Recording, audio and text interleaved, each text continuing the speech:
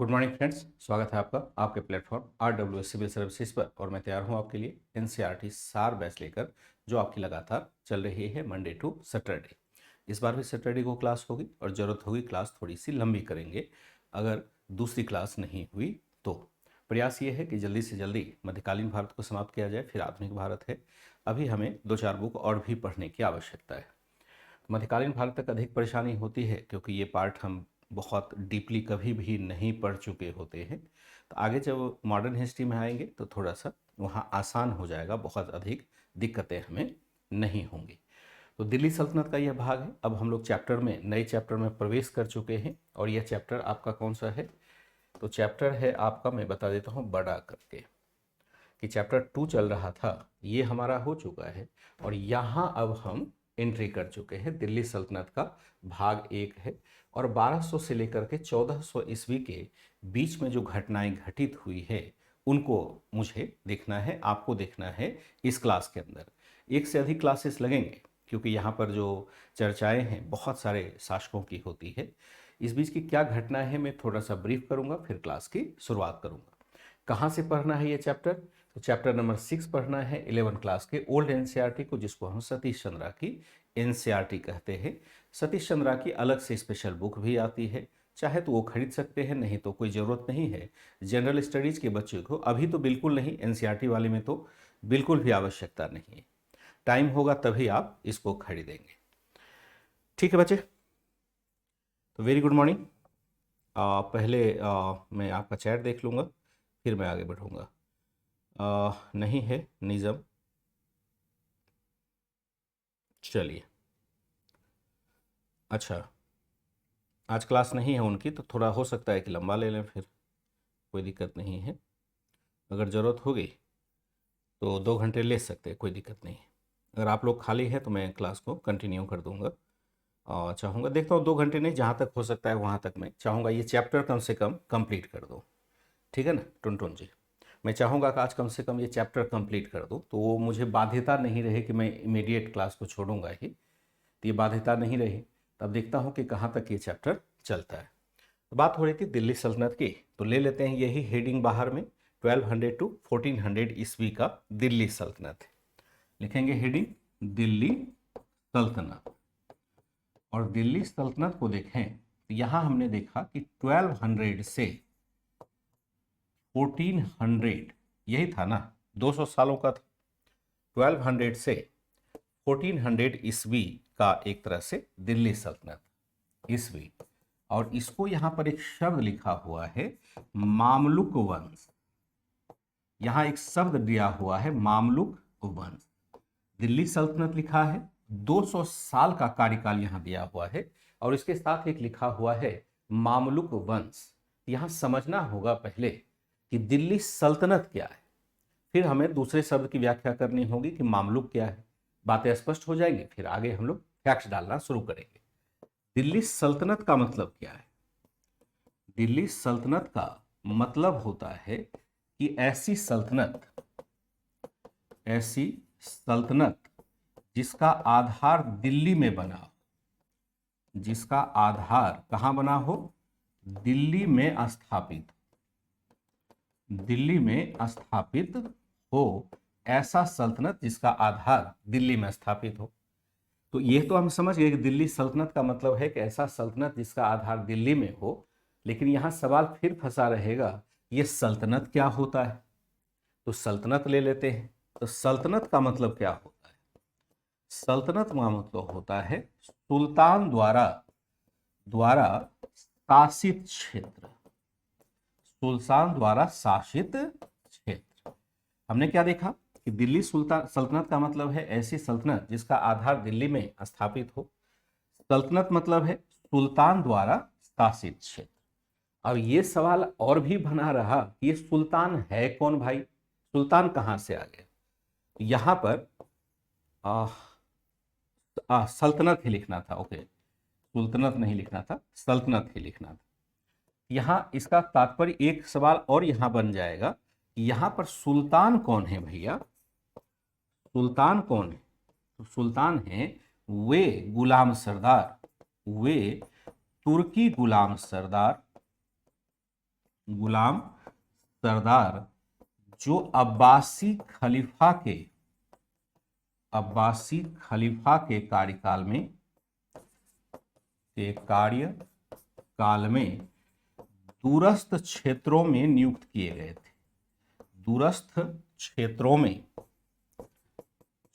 में नियंत्रण के लिए या सैन्य नियंत्रण के लिए नियुक्त किए गए थे। में सैन्य नियंत्रण के लिए नियुक्त किए गए थे।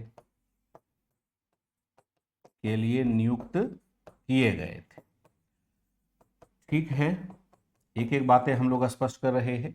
और लास्ट में एक आता है, ये मामलुक कौन होता है? मामलुक होता है ये क्या है? ये गुलाम सरदार होते थे। गुलाम सरदार होते थे, यानी वैसा सरदार जो पहले गुलाम होता। गुलाम सरदार को हम क्या कहते हैं? मामलुक कहते हैं। अब मामलुक वंश क्यों कह दिया गया? अगर मामलुक उसको कहते हैं तो यहां मामलुक वंश शब्द कैसे आ गया, इसको भी देख लेंगे। दिल्ली सल्तनत हम देखते हैं, ऐसी सल्तनत जिसका आधार दिल्ली में स्थापित हो। सल्तनत मतलब है सुल्तान द्वारा शासित क्षेत्र। सुल्तान है वे तुर्की गुलाम सरदार जो अब्बासी खलीफा के कार्यकाल में दूरस्थ क्षेत्रों में सैन्य नियंत्रण के लिए नियुक्त किए गए। मामलुक कौन होता है? ये गुलाम सरदार होते हैं। और लास्ट में देखें तो मामलुक वंश क्या हो जाएगा? मामलुक वंश क्या हो जाएगा? मुझे लगता है कि अब शायद बताने की आवश्यकता आपको नहीं होगी कि मामलुक वंश का मतलब है ऐसा वंश जो गुलाम सरदारों के आधार पर संचालित हुआ। क्योंकि मामलुक हमने पढ़ लिया, ऐसा राजवंश जो क्या होगा? जो गुलाम सरदारों से बना हुआ ऐसा वंश जिसके अधिकांश सरदार गुलाम रहे हों, ऐसे भी लिख सकते हैं, बना हो। अथवा ऐसा वंश जिसके अधिकांश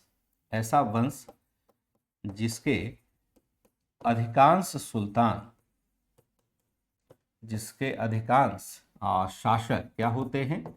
शासक कभी ना कभी गुलाम रहे हो। गुलाम मतलब दास रहे हो।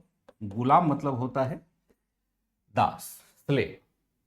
दास का मतलब क्या होगा? स्लेव हो जाएगा। तो आशा करता हूं कि फिर से समझा होगा। यहां हम पीछे से चलते हैं, एक बार फिर से ब्रीफ करते हैं। दिल्ली सल्तनत मतलब है ऐसी सल्तनत जिसका आधार दिल्ली में स्थापित हो। सल्तनत मतलब सुल्तान द्वारा शासित क्षेत्र। सुल्तान वे तुर्की गुलाम सरदार जो अब्बासी खलीफा के कार्यकाल में दूरस्थ क्षेत्रों में सैन्य नियंत्रण के लिए नियुक्त किए गए थे। मामलुक होता है, ये गुलाम सरदार होते हैं। मामलुक वंश का मतलब है ऐसा राजवंश जो गुलाम सरदारों से बना हो अथवा जिसके अधिकांश शासक कभी न कभी गुलाम रहे हो। ध्यान रखिएगा कि जैसे एक शब्द यहां पर हमने देखा मामलुक, इसके समानांतर एक शब्द होता है तजिक या ताजिक। तजिक या ताजिक का मतलब है स्वतंत्र सरदार या स्वतंत्र जो शासन करने वाले सरदार होते हैं, उसको हम ताजिक कहते हैं। और जो मामलुक होता है वो गुलाम सरदार होता है, यानी कभी ना कभी गुलाम वह जरूर रहा है, स्लेव जरूर रहा है। हम जानते हैं कि मध्यकालीन भारत में ही या पूर्व मध्यकाल से ही देखते हैं कि स्लेवरी सिस्टम शुरू हो गया था, यानी गुलाम बनाने की प्रथा प्रारंभ हो गई थी। बल्कि आप वैदिक काल में भी देखेंगे, जिसे हम पराजित कर देते थे उसके साथ एक संधि करते थे, मार दिया जाए कि छोड़ दिया जाए, बोल तेरे साथ क्या सुलूक किया जाए। जैसे हमने किसी को पकड़ा युद्धबंदी के रूप में, उसको कहा कि अब आपके साथ क्या करें, तो या तो हम आपको मार देते हैं। उन्होंने कहा कि नहीं नहीं, मेरी जान छोड़ दीजिए, मैं आपका कहा हुआ मानूंगा, जो आप कहेंगे वही मैं करूंगा। कहा पक्का? बिल्कुल पक्का, लिख के दो, तो लिख के दे दिया। या वर्बली कह दिया कि सर मैंने वचन दे दिया है, तो वचन दे दिया है। अगर एक गुलाम ने वचन दे दिया कि मैं आपकी सेवा करूंगा, तो वह आजीवन उस वचन से बंधा रहेगा। इनफैक्ट गुलाम के यानी दास के परिवारजन भी उसके साथ बंध जाएंगे, उसके पुत्र पुत्री भी साथ में बंध जाएंगे दासता की बेटी से। बुरी प्रथा है, लेकिन लंबे काल से चली आ रही प्रथा है। यह प्रथा यहाँ पर भी है। जब हमने देखा इस्लाम का विस्तार विभिन्न क्षेत्रों में हुआ तो हर जगह जाकर के खलीफा महोदय तो शासन नहीं कर सकते थे, तो खलीफा ने क्या किया, पहले गवर्नर्स की नियुक्ति कर दी। गवर्नर्स भी गुलाम हो सकता है, लेकिन चलो गवर्नर्स अगर स्वतंत्र भी है तो उस गवर्नर्स के अधीन बहुत सारे गुलाम सरदारों की नियुक्ति की गई। खास करके यह प्रथा हम देखते हैं अफ्रीका वगैरह में, जैसे मिस्र का इलाका है, तो मिस्र के इलाके में सबसे पहले इस प्रथा की शुरुआत हुई, बाद में धीरे धीरे हर जगह विस्तारित हो जाता है। इसका मतलब है कि गुलाम एक ऐसा व्यक्ति है जिसको हम कोई वेतन नहीं देते, अपने परिवार में लिख रखते हैं बिना किसी वेतन के, बिना किसी ड्यूटी आवर्स के। हम नौकर रखते हैं तो उसके लिए ड्यूटी आवर्स होता है कि आप 8 घंटे, जैसे आप ऑफिस में काम करेंगे तो 8 घंटे आप काम करते हैं। लेकिन अगर गुलाम होगा तो फिर वो उसका कोई आवर्स नहीं, वो 24 आवर्स या तो खाली रहेगा, काम नहीं है तो, या काम है तो 24 आवर्स काम करता रहेगा, जैसे घर का सदस्य होता है। इस मायने में गुलामों की शक्ति नौकरों से ज़्यादा अच्छी हो जाती है, क्योंकि वह एक तरह से परिवार का पार्ट बन जाता है, अंग बन जाता है। अब सरदार के ऊपर डिपेंड करता है कि उस गुलाम को हम कहीं इन्वॉल्व करें, खेती बाड़ी में इन्वॉल्व करें, अपने घरेलू काम में इन्वॉल्व करें, या कहीं लड़ाई के लिए भेज दें। अगर मजबूत सरदार है तो उसको अंगरक्षक बना लिया, किसी को सेनानायक बना दिया। ये राजा के ऊपर डिपेंड करता है, या गुलाम की क्वालिटी के ऊपर भी डिपेंड करता है कि उसका क्या यूज होना है। नकारा जो गुलाम होगा वो घर का बर्तन धोएगा, पैर दबाएगा। जो मजबूत गुलाम है वो क्या करेगा, सेनानायक बन जाएगा, और सेनानायक बनते बनते धीरे धीरे वह सत्ता को ही प्राप्त कर लेगा, राजा ही बन जाएगा। इसलिए जीवन में हमेशा ध्यान रखिएगा कि परिस्थितियों को बदलना आपके ही बस में होता है। अब गुलामी से बुरी स्थिति तो नहीं हो सकती है किसी की, लेकिन उस गुलाम ने भी सब कुछ परिवर्तित करके अपने आप को राजा बना लिया। और देखिए राजवंश के इतिहास को हम पढ़ रहे हैं, बहुत सारे दास ऐसे रहे हैं जो राजा बन करके खड़े हो गए। कई राजा हैं यहाँ पर जिसकी चर्चा अभी हम करने वाले हैं। तो मनुष्य परिस्थितियों का दास नहीं होता है, मनुष्य परिस्थितियों को दास बना लेता है जो कर्मयोगी होता है। आपने जीवन में जरूर लागू करिएगा। मामलुक वंश है ऐसा राजवंश जो गुलाम सरदारों से बना हो, जिसके अधिकांश शासक कभी ना कभी गुलाम रहे हो, बाद में स्वतंत्र भी हो सकते हैं, कोई दिक्कत नहीं है। यहां तक बातें समझिए सुमित जी, ठीक है सुमित जी।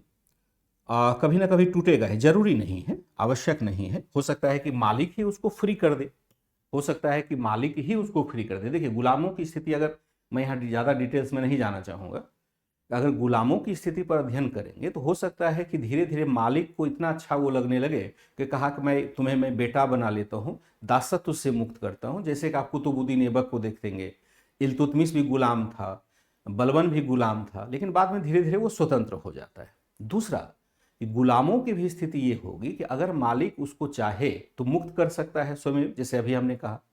दूसरा है कि मालिक चाहे तो उसको विवाह करने का अधिकार दे सकता है। आवश्यक नहीं है कि सभी गुलामों को विवाह करके अपने परिवार को बढ़ाने का अधिकार हो, ऐसा नहीं है। यहां पर गुलामों को विवाह करने का अधिकार दे भी सकता है, और मालिक चाहे तो उसका ऑपरेशन करा करके उसके संतान होने की संभावना को समाप्त भी कर सकता है। तो बहुत कुछ डिपेंड करता है, गुलामों को बहुत कुछ सहना भी पड़ता है, अच्छी बातें भी जुड़ी हुई है। यहां हम क्या देखते हैं कि प्रारंभिक काल में भारत में हम क्या देखते हैं कि यहां पर प्रारंभिक काल में हम क्या देखते हैं कि इसको मैं कंक्लूड कर देता हूं कि भारत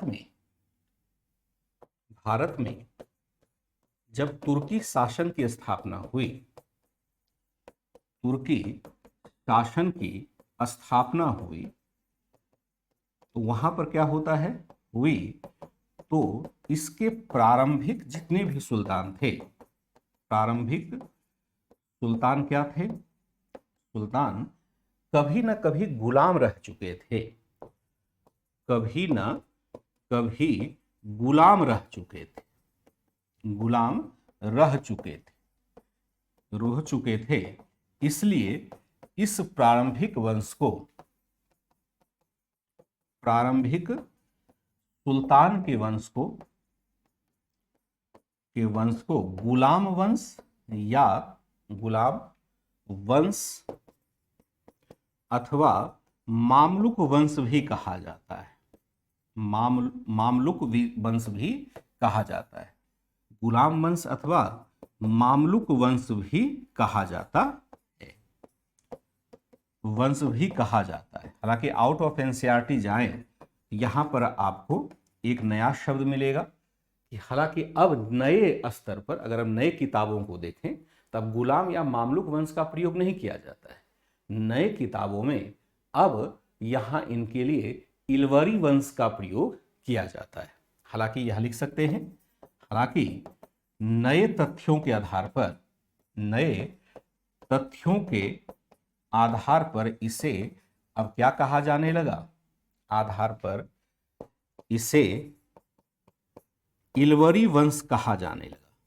इलवरी वंश कहा, इलवारी या इलवरी वंश कहा जाने लगा, वंश कहा जाने लगा है, जाने लगा। इलवरी क्या है? इलवरी है तुर्की वंश, तुर्की योद्धाओं का वंश, योद्धाओं का वंश इलवरी है। इलवरी कबीला है। इलवरी क्या है? तुर्की योद्धाओं का वंश या कबीला कर दीजिएगा, तुर्की योद्धाओं का कबीला यहां हो जाएगा, कबीला। तो इसे हम क्या देखते हैं, अब इलवरी वंश कहा जाने लगा है। पहले हम मामलुक वंश कहते थे। नया फैक्ट्स ये है यहां पर, अब हम इसे इलवरी वंश कहने लगते हैं। ठीक है, गुलाम वंश मामलुक वंश एक ही है, आपने पहले ही पूछ लिया था खुशबू, मैंने अभी बता दिया था। हाँ, शादी भी नहीं कर सकते, बिल्कुल नहीं कर सकते थे, क्योंकि ये मालिक के ऊपर डिपेंड करता था कि आपको विवाह का अधिकार है या नहीं है। इसलिए तो गुलामी को सबसे बड़ा माना जाता है, सबसे बुरा माना जाता है, सबसे बुरा माना जाता है।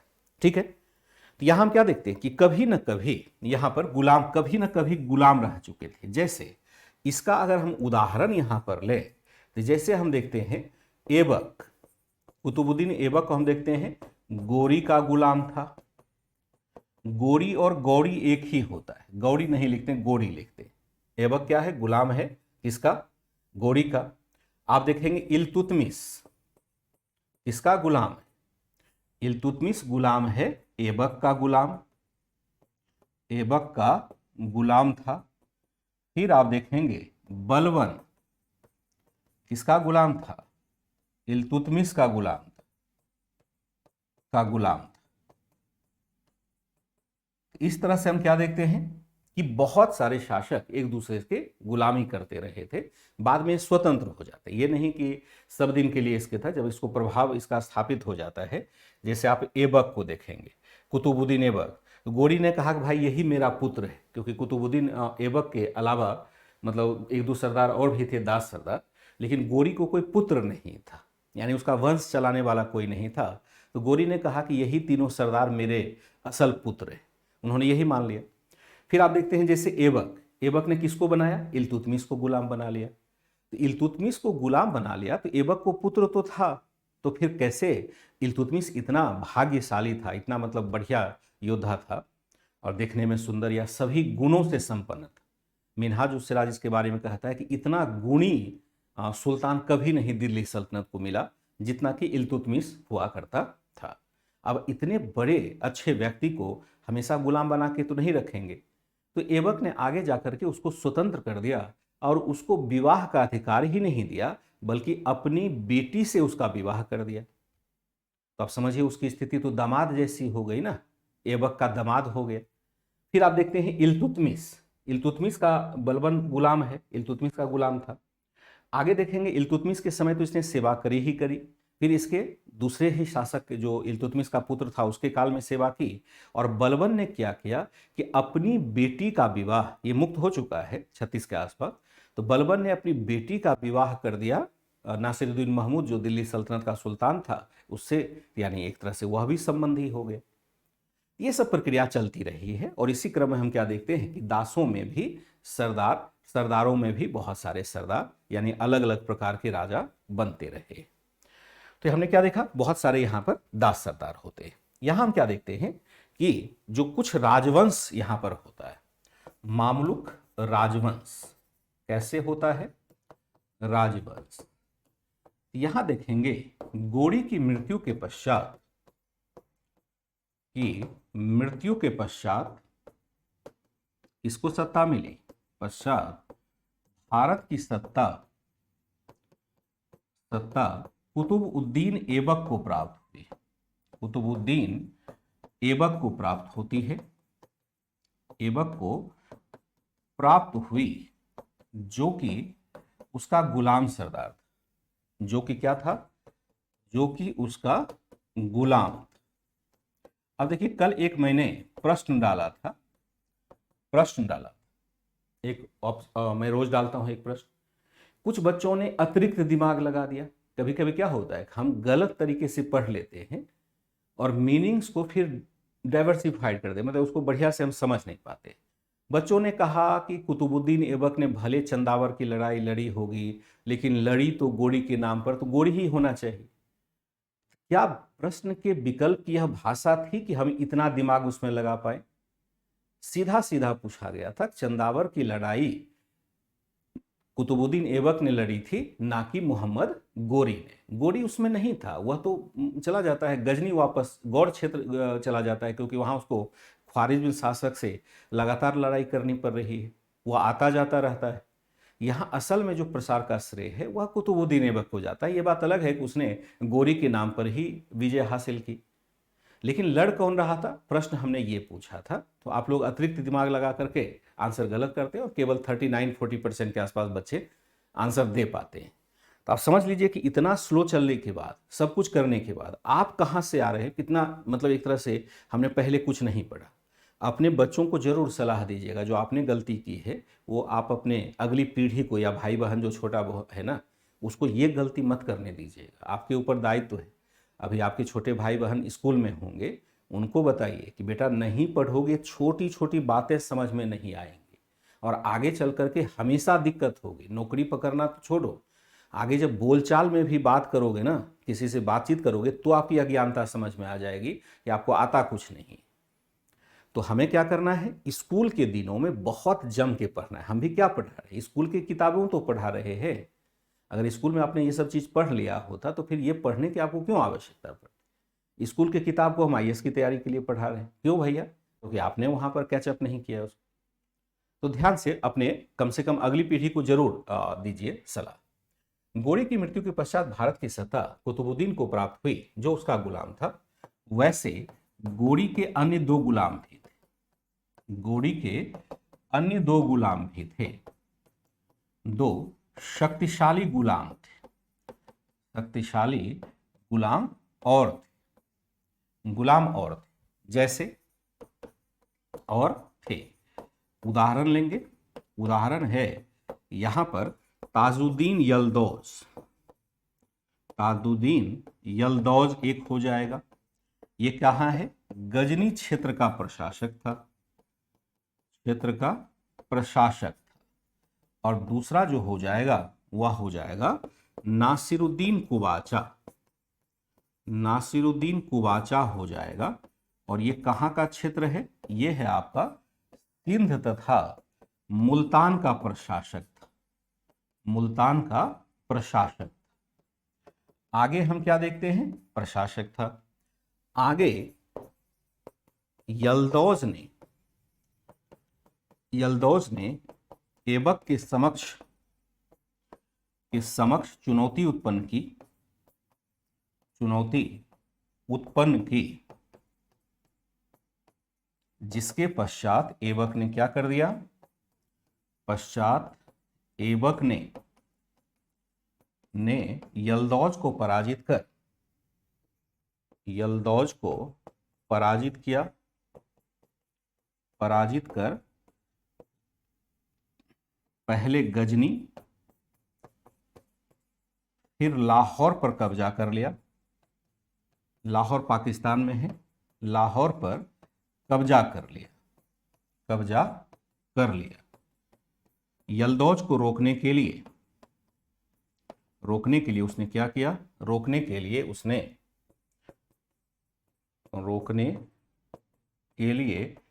उसने क्या किया? लाहौर को ही अपनी राजधानी बना ली। लाहौर को ही राजधानी बना लिया, दिल्ली को नहीं बनाया, राजधानी बना लिया।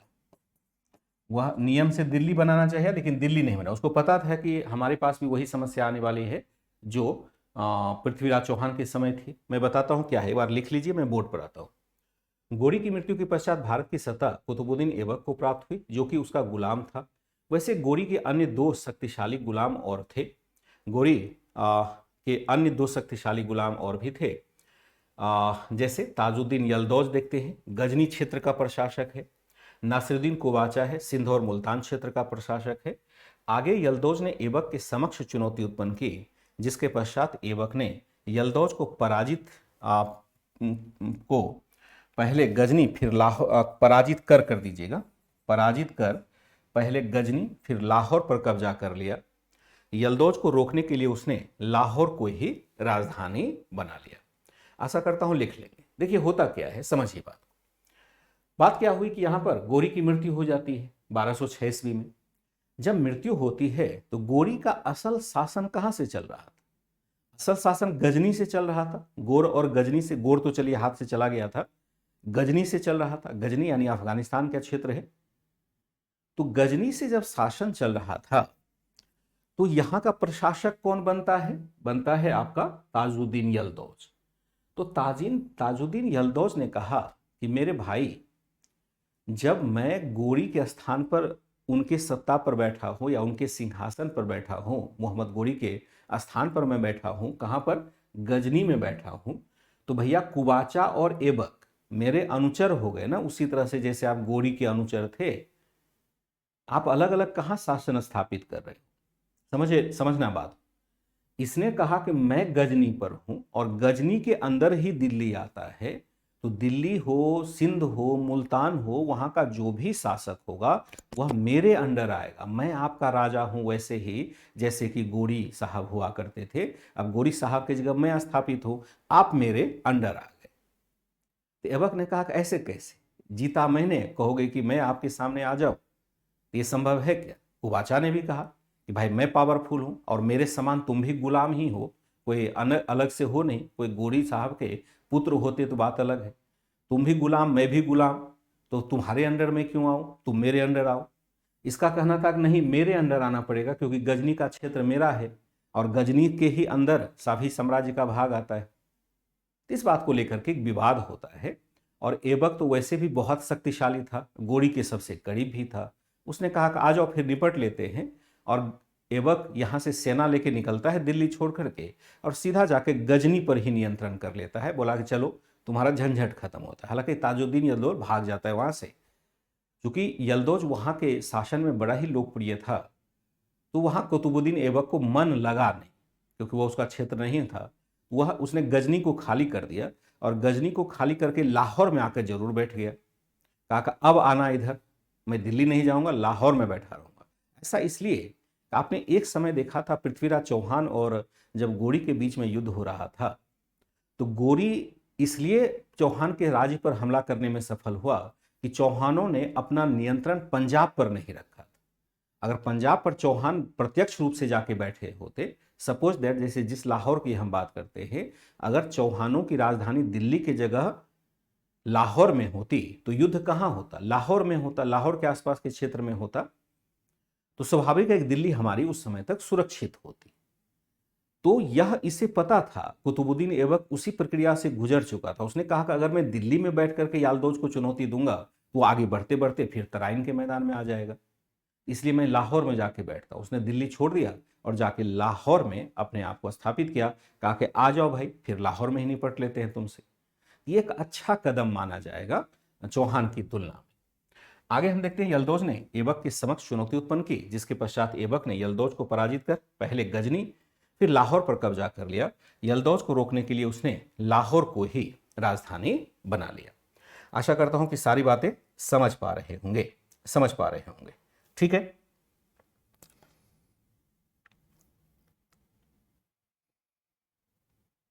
कुतुबुद्दीन को गुलामों का गुलाम क्यों कहा जाएगा? कुतुबुद्दीन तो गुलाम था, पहले भी गुलाम रहा था, उसके यहां बिका। इन गुलामों का गुलाम तो इल्तुतमिश हो जाएगा ना, बलबन हो जाएगा। कुतुबुद्दीन ऐबक को नहीं कहते। फिर दूसरा शासक देखते हैं। दूसरा शासक जो हमारा होता है वह आता है इल्तुतमिश। दूसरा शासक जो है वह है हमारा इल्तुतमिश। अंग्रेजी में इसका उच्चारण अलग आता है। अंग्रेजी में इसका उच्चारण अल्तमस करके आता है, अल्तमस। ये क्या होगा? 1210 से 1236 ईस्वी के बीच में यह शासक रहता है। यह कौन था? यह जो है, यह कुतुबुद्दीन ऐबक का ही, कुतुबुद्दीन ऐबक का दामाद था, ऐबक का दास तथा दामाद भी था, दामाद। 1210 ईस्वी में, 10 ईस्वी में जब ऐबक की अचानक से मृत्यु हो जाती है, जब ऐबक की अचानक से मृत्यु हो गई, तो फिर हम क्या देखते हैं? जब ऐबक की अचानक से चौगान खेलते हुए मृत्यु हो गई, अचानक से चौगान खेलते हुए मृत्यु हो गई, तो फिर क्या होता है? मृत्यु हो गई, तब इल्तुतमिश जो इस काल में बदायूं का सूबेदार था, इस काल में बदायूं का सूबेदार, बदायूं का प्रशासक था, ने सत्ता प्राप्त कर ली। प्रशासक था ने क्या कर लिया? सत्ता पर कब्जा कर लिया, कब्जा कर लिया। एक गुलाम सरदार था इल्तुतमिश, इसका नाम वैसे अल्तमस है, क्योंकि जब फारसी भाषा में हम लिखते हैं तो अलग तरीके से लिखते हैं, अंग्रेजी में लिखते हैं उससे थोड़ा सा समानांतर होता है, जब हिंदी में लिखते हैं तो सीधा हम प्रोनाउंसिएशन ही चेंज कर देते हैं। जैसे हमने राजा मिनांडर को मिलिंद कह दिया था, डेरियस को हमने दारा कह दिया था, वही दारा सिंह वाला दारा। दारा का असल प्रोनाउंसिएशन क्या है? डेरियस। जैसे हम लड़कियों में भी देखेंगे नाम आता है मोना, जबकि असल में प्रोनाउंसिएशन कहाँ से है? वह मोनालिसा से बना हुआ है, जो यूरोप में हम देखते हैं। यह कुतुबुद्दीन ऐबक का दास तथा दामाद था। 1210 ईस्वी में जब ऐबक की मृत्यु हो जाती है, जब ऐबक की मृत्यु हुई चौगान खेलते हुए, और जब अचानक से चौगान खेलते हुए मृत्यु हो गई, तब इल्तुतमिश जो इस काल में बदायूं का प्रशासक था, ने क्या कर लिया? सत्ता पर कब्जा कर लिया, सत्ता पर कब्जा कर लिया। और इसके लिए उसे क्या करना पड़ा? इसके लिए उसे ऐबक के पुत्र आराम शाह को पराजित करना पड़ा। ये पुत्र आराम शाह को जूद की लड़ाई में पराजित करना पड़ा, जूद की लड़ाई में पराजित करना पड़ा। बहुत सारे फैक्ट्स यहाँ नहीं है, तभी मैं एक आध डाल ही देता हूँ। पराजित करना पड़ा। यह कौन बनता है? इल्तुतमिश बनता है। इल्तुतमिश अब सरदार बनता है और यह सुल्तान बनता है। इसी ने क्या किया?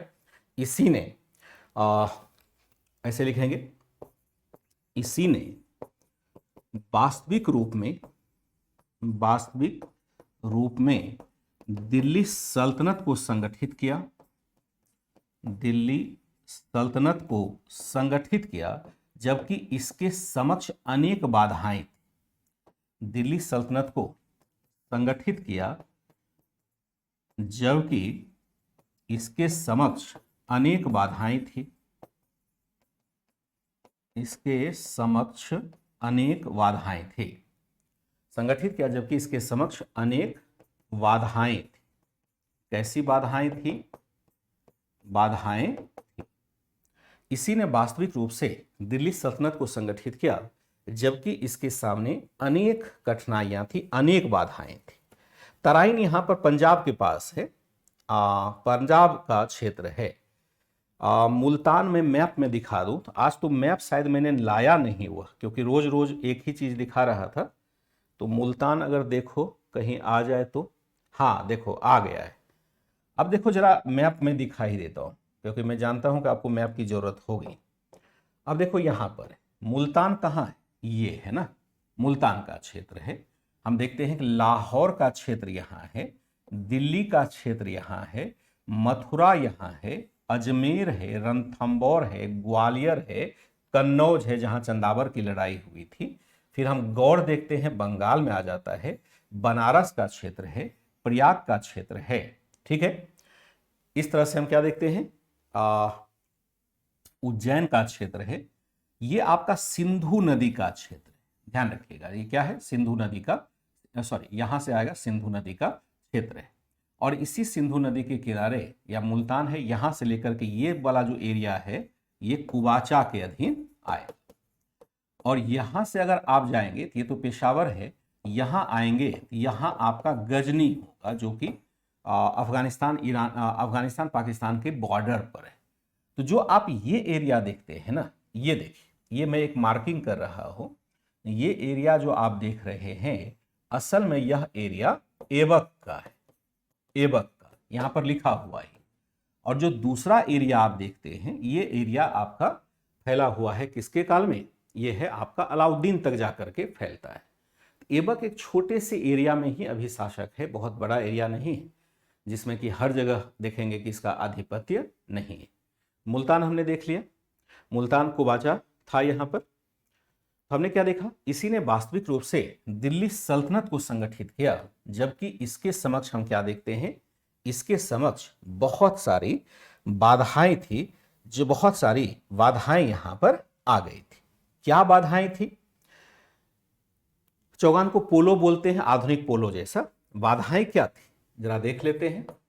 बाधाएं ये है कि कुबाचा ने क्या कर लिया था, कुबाचा ने लाहौर पर कब्जा कर लिया, लाहौर पर कब्जा कर लिया, कब्जा कर लिया था, तथा यलदौज भी क्या हो रहा था, यलदौज भी चुनौती देने को तैयार, चुनौती देने के लिए तैयार था।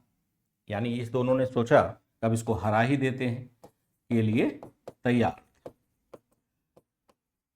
यानी कुबाचा ने तो लाहौर पर कब्जा ही कर लिया, यलदौज भी चाह रहा है कि अब जल्दी से गजनी से निकलें और नए शासक को यहां पर पराजित कर दें। फिर हम क्या देखते हैं कि दिल्ली के आसपास हम क्या देखते हैं, दिल्ली के आसपास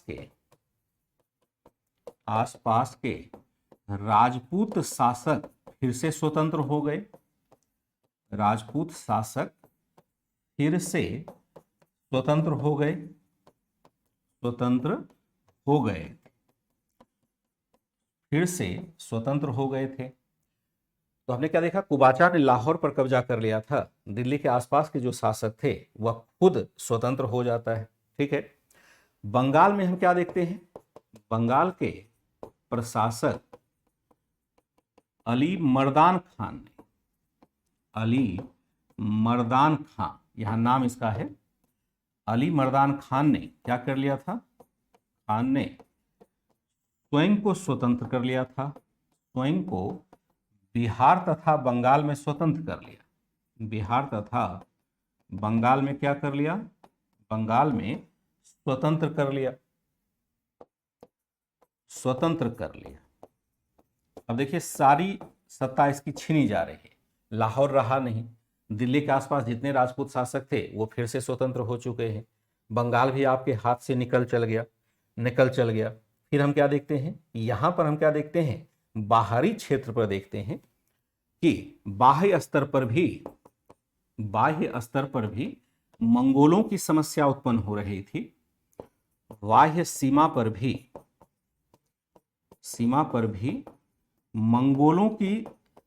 मंगोलों की या मंगोल आक्रमण की समस्या उत्पन्न हो रही थी, मंगोल आक्रमण की समस्या उत्पन्न हो रही थी, क्योंकि समस्या उत्पन्न हो रही थी क्योंकि मंगोलों ने क्या किया, क्योंकि मंगोलों ने शक्तिशाली ख्वारिज्म साम्राज्य को नष्ट कर दिया था तथा वे क्या कर रहे थे, वे अब भारत की तरफ प्रसार करना चाहते थे। वे अब भारत की तरफ प्रसार करना चाहते थे, वे अब कहां आना चाहते थे, भारत की तरफ आना चाहते थे। बाह्य सीमा पर भी मंगोल आक्रमण की समस्या उत्पन्न हो रही थी, बाह्य सीमा पर भी मंगोल आक्रमण की समस्या उत्पन्न हो रही थी, बाह्य सीमा पर भी मंगोल आक्रमण की समस्या उत्पन्न हो रही थी, क्योंकि मंगोलों ने शक्तिशाली ख्वारिज्म साम्राज्य को नष्ट कर दिया था तथा वे अब भारत की तरफ आना चाह रहे थे। वो चाहते थे कि भारत यहां पर आ जाए, भारत की तरफ जाए। ठीक है, इस तरह से हमने क्या देखा कि यहां पर यहां हम क्या देखते हैं कि भारत की तरफ प्रसार करना चाहते थे। बंगाल के प्रशासक अली मर्दान खान ने स्वयं को बिहार और बंगाल में स्वतंत्र कर लिया था। बाह्य सीमा पर भी मंगोल आक्रमण की समस्या उत्पन्न हो रही थी, मंगोलों ने शक्तिशाली ख्वारिज्म साम्राज्य को नष्ट कर दिया था, वे भारत की तरफ प्रसार करना चाहते थे। उपरोक्त सभी चुनौतियों का समाधान कर, उपरोक्त सभी चुनौतियों का समाधान किसने किया, समाधान इल्तुतमिश ने किया, इल्तुतमिश ने किया। जैसे हमने देखा किया, कुबाचा को हराकर सिंधु तक के क्षेत्र को जीत लिया, हराकर सिंधु नदी तक के क्षेत्र को जीत लिया। बंगाल पर भी बंगाल के स्वतंत्र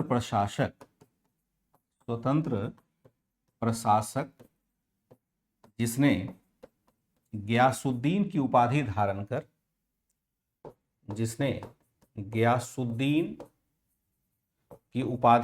कर, क्या कर लिया था, उपाधि धारण कर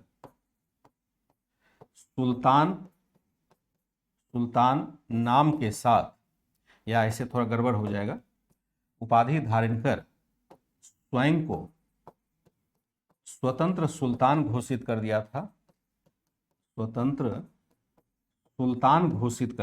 को पराजित किया, घोषित कर दिया था। वो हमने क्या देखा कि घोषित कर दिया था, को पराजित किया। इस तरह से हम क्या देखते हैं कि उसने ऊपर भी और बंगाल तक अपने विजय अभियान को चला। जब एडवांस लेवल पर इसी चीज को पढ़ेंगे ना, तो वहां पर बहुत सारे फैक्ट्स और आएंगे, बहुत सारे चरण में यहां पर बताया जाता है कि किस किस प्रकार से विजय अभियान संचालित किया गया। एनसीईआरटी में बातें एक बच्चे को समझानी है, खाली हमें फैक्ट से बचाया गया है। और यहां पर जो कॉन्सेप्ट यह है कि इल्तुतमिश ने तमाम चुनौतियों को पार पाते हुए या तमाम चुनौतियों से निपटते हुए अपने आप शक्तिशाली बनाया, केवल यही समझाना था। एक छोटे किताब में, जो बच्चे की किताब होती है, स्कूली किताब होती है, वहां पर फैक्ट्स बहुत अधिक नहीं होता है। यहां पर यह समझाने की सिर्फ कोशिश की जा रही है कि तमाम चुनौतियां थी, लेकिन उसके बावजूद भी इल्तुतमिश सफल रहता है। अब किस प्रकार से सफल रहता है, क्या क्या घटनाएं उसके बीच में घटित होती है, ये हम लोग एडवांस लेवल पर जाके पढ़ते हैं, क्योंकि एनसीईआरटी में इसकी चर्चा मिलती नहीं। मैं जान रहा हूं, लेकिन चूंकि उसको मैं ब्रेक नहीं कर सकता एनसीईआरटी के दायरे को, नहीं तो फिर ये कुछ क्लास काम का रह नहीं जाएगा। यहाँ तो हम लोग बेसिक कवर करने के लिए खड़े हैं, एडवांस पर मैं पढ़ाने वाला हूँ। जल्दी ही मैं देखता हूँ, इस सप्ताह में स्लॉट को ढूंढने की कोशिश करूँगा कि जैसे ही मुझे स्लॉट मिल जाएगा तो मध्यकालीन भारत में एडवांस पर पढ़ाऊंगा। जैसे कि मैंने आपको प्राचीन भारत पढ़ाया और प्राचीन मैंने एडवांस पर भी पढ़ाया, उसी तरह से यहाँ पर भी पढ़ाया ही जाएगा। तो ग्यासुद्दीन की उपाधि धारण कर स्वयं को स्वतंत्र सुल्तान घोषित कर दिया, को यहाँ पर कर दिया था, को यहाँ पर क्या कर देता है, यह पराजित कर देता है। फिर हम क्या करते हैं, ग्वालियर, बयाना, नागौर कहाँ है, राजस्थान में। ग्वालियर कहाँ है, आपका मध्य प्रदेश में है। ग्वालियर है, बयाना है, नागौर है, अजमेर आदि क्षेत्रों पर फिर से प्रभाव स्थापित किया, प्रभाव स्थापित किया। क्षेत्रों पर फिर से प्रभाव स्थापित करने में सफलता इसे मिल जाती है। ग्वालियर है, बयाना है, नागौर है, अजमेर आदि क्षेत्रों पर फिर से यहां पर प्रभाव स्थापित किया। इस तरह से हम क्या देखते हैं, इस तरह से इल्तुतमिश ने क्या किया, इस प्रकार इल्तुतमिश ने लगातार संघर्ष कर दिल्ली सल्तनत की जड़ें मजबूत बना दी, सल्तनत की जड़ें मजबूत बना दी। मजबूत या जड़ें मजबूती से स्थापित कर दिया, अतः इसीलिए मजबूती से स्थापित कर दिया। इसी वजह से क्या कहा जाता है, इसी वजह से इल्तुतमिश को दिल्ली सल्तनत का वास्तविक संस्थापक माना जाता है। दिल्ली सल्तनत का वास्तविक संस्थापक माना जाता है, इसी माना जाता है। यहीं से आपके प्रश्न बनेंगे और मैं विश्वास करता हूं कि कोई भी बच्चा 100% नहीं देगा, क्योंकि वो पढ़ता ही नहीं। जो बच्चा गलत दे रहा है ना, उसने पढ़ा ही नहीं पीडीएफ को, है खाली ग्रुप में देखा, आंसर कर दिया। क्या कर रहे हो अपने जीवन के साथ, मैं समझ नहीं पाता। अब मैं इसलिए जैसे कब मैं क्वेश्चन डालूंगा, इससे 2 बजे डालूंगा, दोपहर 2 में, कि जो ऑफलाइन भी करता होगा तो वो कर लेगा, और जो नहीं कर रहा है वो दूसरे दिन उसका आंसर देगा। आज ही देना जरूरी है।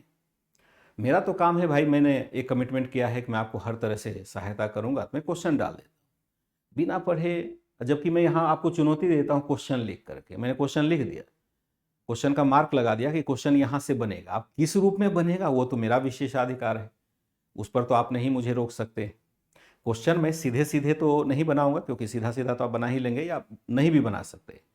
ये मेरे ऊपर है कि मैं क्वेश्चन कैसा पूछूं, जो आपको हल्का लगे, जो भारी लगे, वो मेरे ऊपर रहेगा। इस प्रकार इल्तुतमिश ने लगातार संघर्ष कर दिल्ली सल्तनत की जड़ें मजबूती से स्थापित कर दिया। इसी वजह से इल्तुतमिश को दिल्ली सल्तनत का हम क्या करते हैं, वास्तविक संस्थापक मानते हैं। ठीक है, वास्तविक संस्थापक मानते। इल्तुतमिश की घोड़े से गिरकर मृत्यु हुई थी, यही दिल्ली का वास्तविक संस्थापक बना था रिंकू कुमार जी। ऐसी बातें मेरे साथ मत करिए, जो आपने पहले पढ़ा है, गलत सलत पढ़ा है, तो उसको यहां पर उसकी चर्चा ना करें तो ज्यादा बढ़िया है। क्योंकि मैं होशियारी तो सबकी समझ ही रहा हूं कि कितने आप होशियार हैं, ऐसा तो अब छुपा हुआ रहा नहीं। आपने मुझे भी समझ लिया, मैंने आपको भी समझ लिया। जो अनर्गल चीजें आपने पढ़ी है ना, उसको भूल जाइए जब तक आप मेरे साथ पढ़ रहे हैं। हाँ, अगर कुछ फैक्ट्स पहले से आपको याद रखने में मदद मिल जाएगी अगर उसको आप पढ़ते हैं, तो बस भाषा जो दिया जा रहा है वह सिस्टमैटिक भाषा है, उसके साथ चलिए, ज़्यादा बढ़िया होगा। नहीं तो आपने बहुत सारी बातें गलत पढ़ रखी है। रजिया, रजिया हम देखते हैं, ये कौन है, रजिया है आपका 1236 से 39 के बीच में यह रहता है। 1236 से 1240, 39 भी आता है और कहीं कहीं 40 भी आता है, कहीं कहीं 40। जैसे आप अलग किताब में पढ़ेंगे तो वहां पर 40 लिखा हुआ है। 1236 से 40 तक वह शासिका रहती है, लेकिन आप यहां अगर एनसीईआरटी देखेंगे तो यहां पर 39 लिखा हुआ है। तो आपके मन में कंफ्यूजन नहीं होना चाहिए कि 39 या 40 क्यों दिया हुआ है, उससे कोई फर्क नहीं पड़ता है। एक कार्यकाल हम खाली डेट इसलिए डालते हैं ताकि याद रखने में सहूलियत हो जाए। हम क्या देखते हैं कि रजिया सुल्तान बनती है। रजिया क्या है कि स्त्री है। रजिया क्या है, ये इल्तुतमिश की पुत्री है, इल्तुतमिश की पुत्री है। इल्तुतमिश ने क्या किया था, इल्तुतमिश ने संपूर्ण मध्यकालीन भारत में, संपूर्ण मध्यकाल के संदर्भ में एक नया कदम उठाते हुए क्या कर लिया, उठाते हुए अपने पुत्र के स्थान पर, कदम उठाते हुए अपने पुत्र के स्थान पर पुत्री रजिया को उत्तराधिकारी बनाया, को उत्तराधिकारी बनाया। अपने पुत्र के स्थान पर अपने पुत्री रजिया को उत्तराधिकारी बनाया। मध्यकालीन भारत में यह सोचा ही नहीं जा सकता है कि स्त्रियों को यह अधिकार मिलेगा, शासन करने का अधिकार मिलेगा। प्राचीन भारत में भी नहीं सोचा जा सकता है। प्राचीन भारत में भी बहुत सारी महिलाओं को हम शासन करते हुए देखते हैं, लेकिन वह शासिका नहीं बनती है, वह सत्ता पर नहीं आती है, वह प्रतिशासिका बनती है, रीजेंट बनती है, अपने पुत्र के बदले शासन करती है।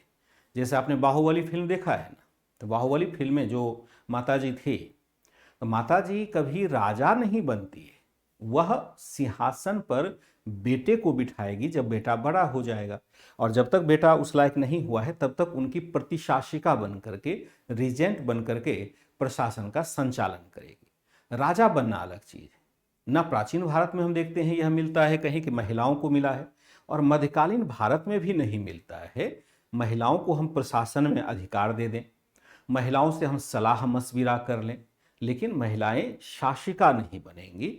इल्तुतमिश ने इस मामले में मध्यकालीन भारत में तो गजब का काम कर दिया, अपनी बेटी को यहाँ पर उत्तराधिकार देने की कोशिश की। हालांकि तुर्की सरदारों ने इसे स्वीकार नहीं किया और काफी विरोध हुआ। विरोध के कारण रजिया को सुल्तान बनने भी नहीं दिया पहले फेज में।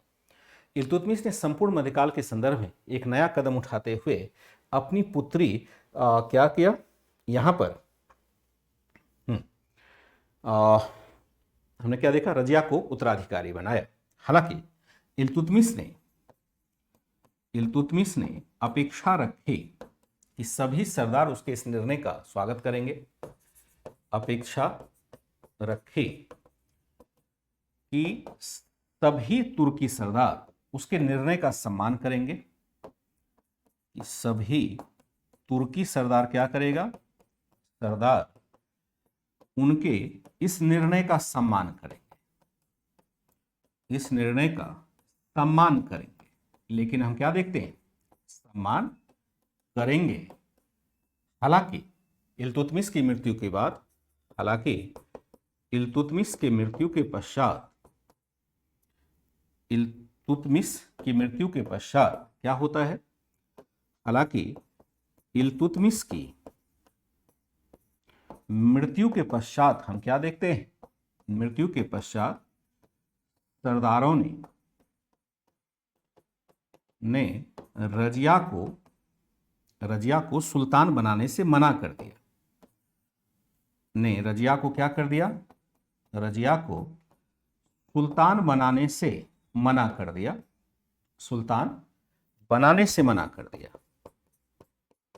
से मना कर दिया। अंततः हम क्या देखते, कर दिया। अंततः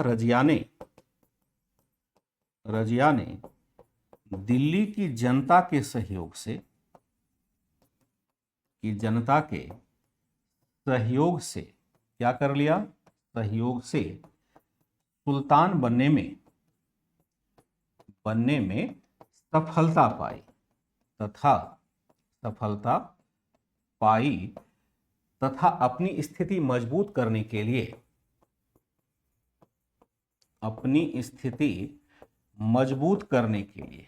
क्या किया, मजबूत करने के लिए अनेक नए सुधार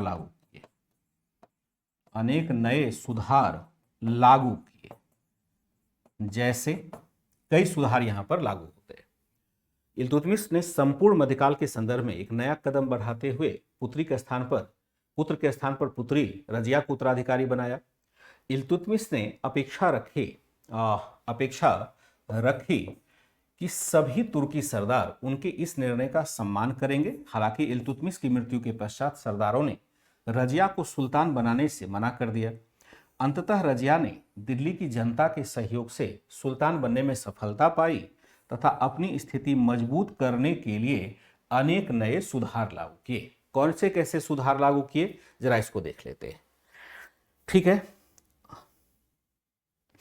दिल्ली क्यों चाहते हैं प्राचीन पाटलिपुत्र के स्थान पर, क्यों चाहते हैं दिल्ली की ऐसी सामरिक स्थिति हो जाती है, आर्थिक स्थिति हो जाती है, इसलिए उसको चाहते हैं। ये सब कुछ सामान्य चीजें आप खुद भी सोच सकते हैं। जरूरी नहीं है कि आपका सारा प्रश्न यहाँ पर पूछा जाए। इतने बदलाव के पीछे बहुत सारे कारण होते, कोई एक कारण तो है नहीं, कोई एक कारण तो है नहीं। और किस बदलाव की बात कर रहे हैं संजना पाल, ये आपने स्पष्ट नहीं किया है, तो आपके चैट को मतलब उत्तर देना उस रूप में जो आप शायद चाहते हो वो संभव नहीं होगा। ठीक है, यहां पर सुल्तान बनाने से मना कर दिया, लेकिन दिल्ली की जनता के सहयोग से हम क्या देखते हैं, दिल्ली की जनता के सहयोग से वह शासक बनने के लिए तैयार हो जाते हैं, बना दिया जाता है। यहां उसने कुछ सुधार किए। सुधार क्या हो जाते हैं, जिसको हम लिख सकते हैं रजिया के सुधार। अगर रजिया के सुधारों की बात की जाए तो रजिया के सुधार हम देखते हैं, सबसे पहले उसने क्या देखा कि युद्ध में या युद्ध का संचालन स्वयं करती थी। युद्ध का संचालन क्या करती थी, संचालन स्वयं करती थी। फिर हम देखते हैं पुरुषों के समान कपड़े पहनकर, पुरुषों के समान कपड़े पहनकर खुले दरबार में बैठती थी, खुले दरबार में बैठती थी, खुले दरबार में बैठती थी।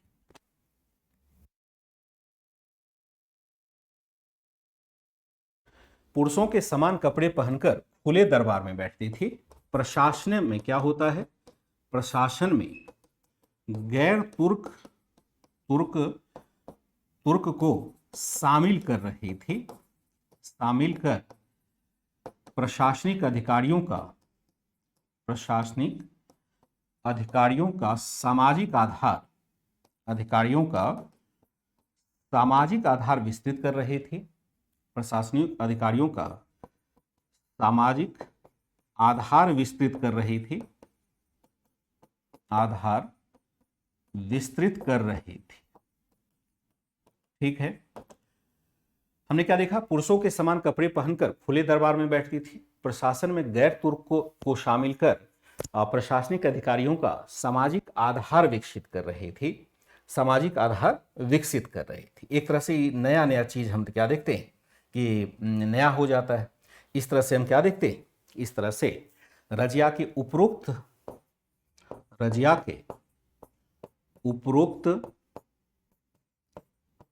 कदमों ने क्या कर लिया, कदमों ने तुर्की गुलाम सरदार तथा रजिया के मध्य संघर्ष को जन्म देता है। ने तुर्की गुलाम सरदार तथा रजिया के मध्य संघर्ष को जन्म दिया, जिसके पश्चात को जन्म दिया, जिसके कारण, इसके कारण हम क्या देखते हैं, कारण अंततः रजिया को पराजित कर, रजिया को पराजित कर उसे सत्ता से हटा दिया गया, जहां कैथल के पास दिया गया। जबकि आगे क्या होता है, जबकि आगे कैथल कहाँ है भैया, वो हरियाणा में, हरियाणा के पास कुछ डाकुओं ने उसकी हत्या कर दी, कुछ डाकुओं ने उसकी हत्या कर दी, उसकी डाकुओं ने हत्या कर दी। आगे लिखेंगे कुछ सरदार कौन कौन थे, क्या क्या उसने सुधार किया। युद्ध का संचालन स्वयं करती थी।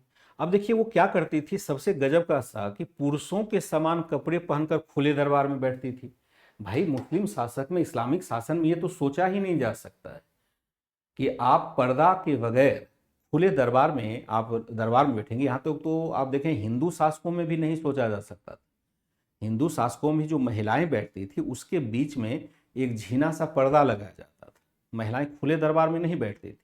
महिलाएं प्रशासन में प्रमुख भूमिका निभाती थी, लेकिन खुलेआम नहीं। राजा है, राजा के पीछे या साइड में एक कर्टेन लगा हुआ है, पर्दा लगा हुआ है, और पर्दे के पीछे महिलाएं बैठती है।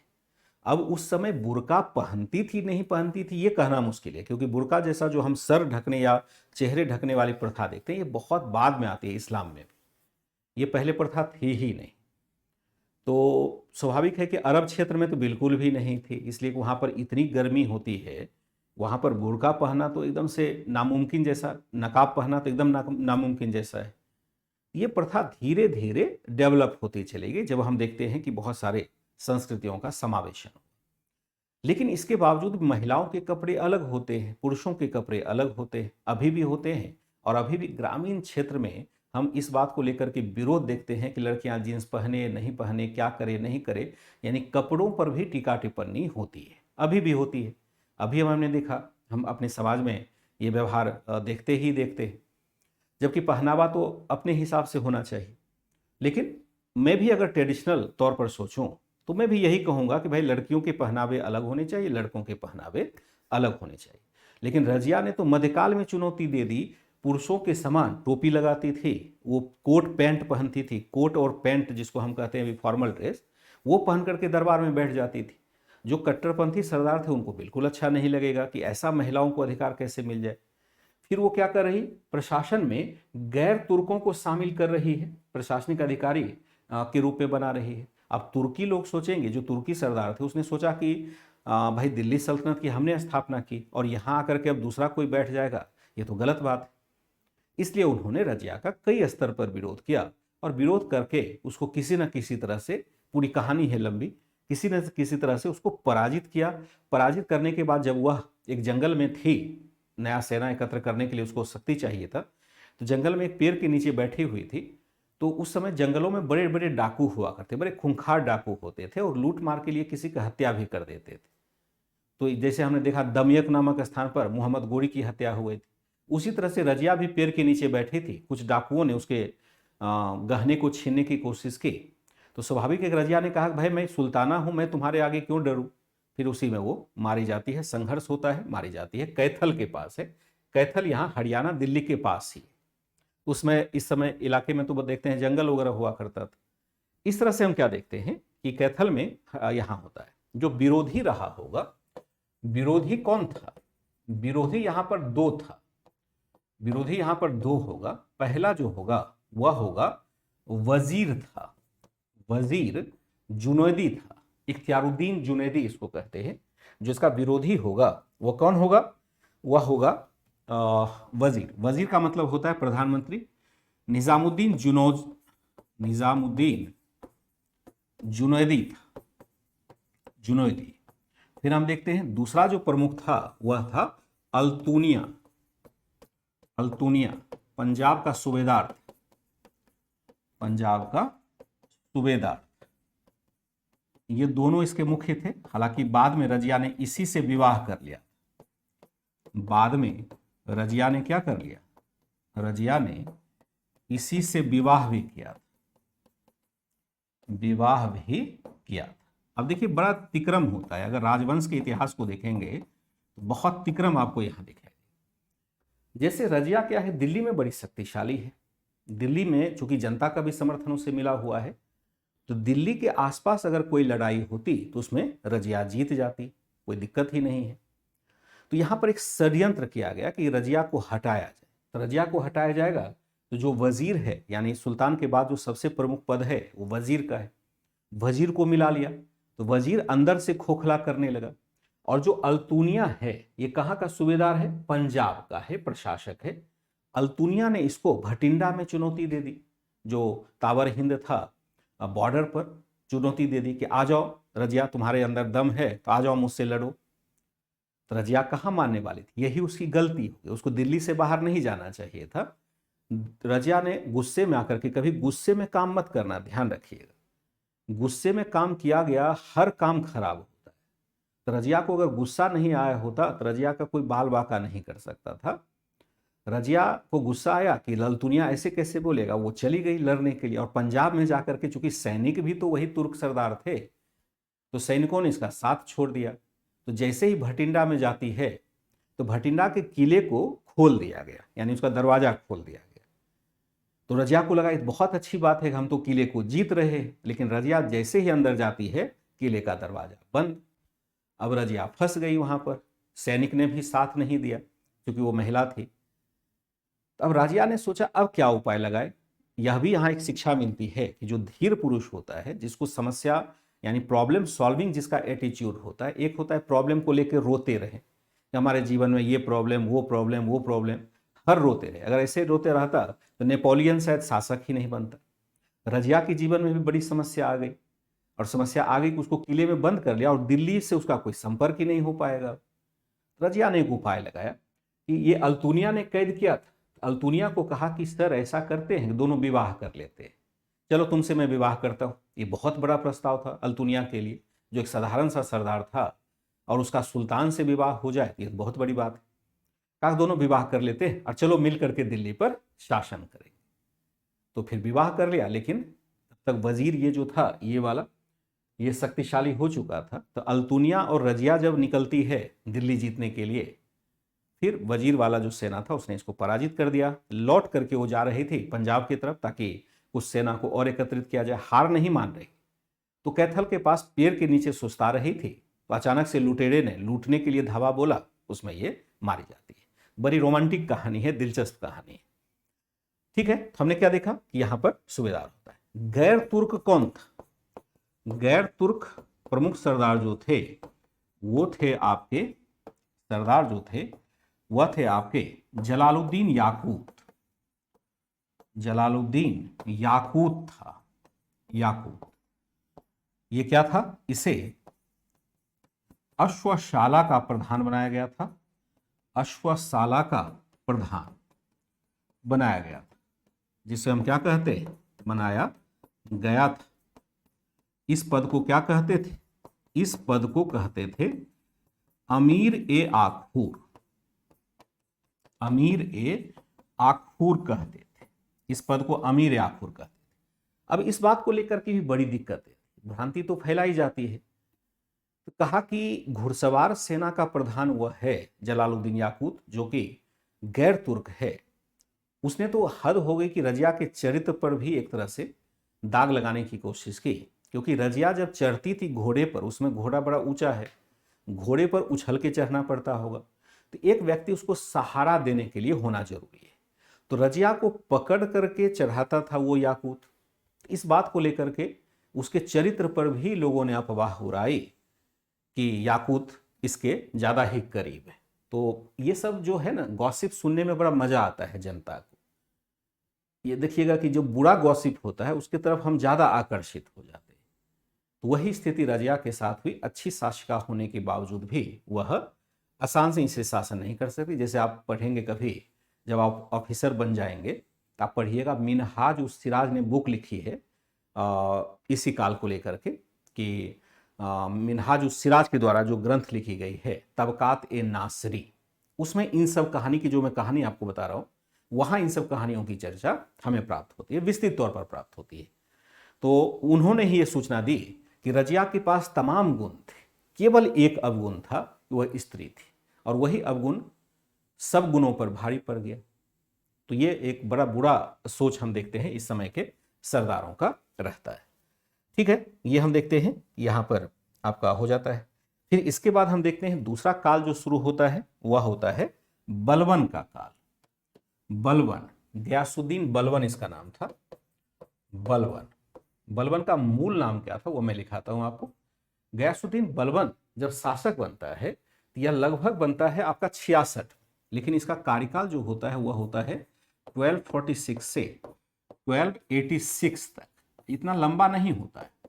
जो प्रारंभिक होता है, जैसे हम देखते हैं 1246 से लेकर और 1266 तक, यह क्या रहता है? यह रहता है आपका नायब ए ममलिकात पद पर रहा, ममलिकात पद पर रहा, पद पर था।